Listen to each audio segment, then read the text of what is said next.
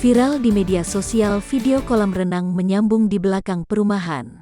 Video itu diunggah oleh akun TikTok @izamfahdian, Rabu tanggal 19 Mei tahun 2021. Unggahan yang berhasil menarik perhatian warganet itu telah ditonton 33,3 juta kali.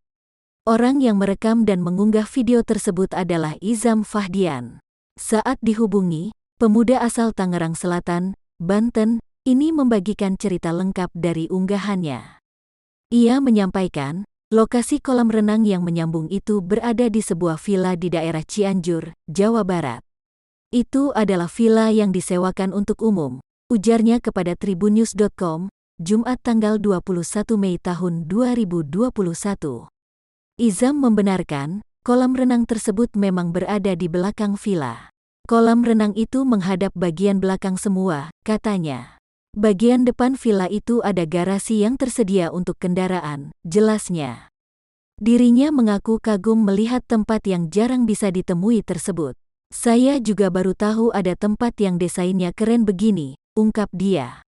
Izam pun terkejut mengetahui video unggahannya menjadi viral hingga ditonton puluhan juta kali.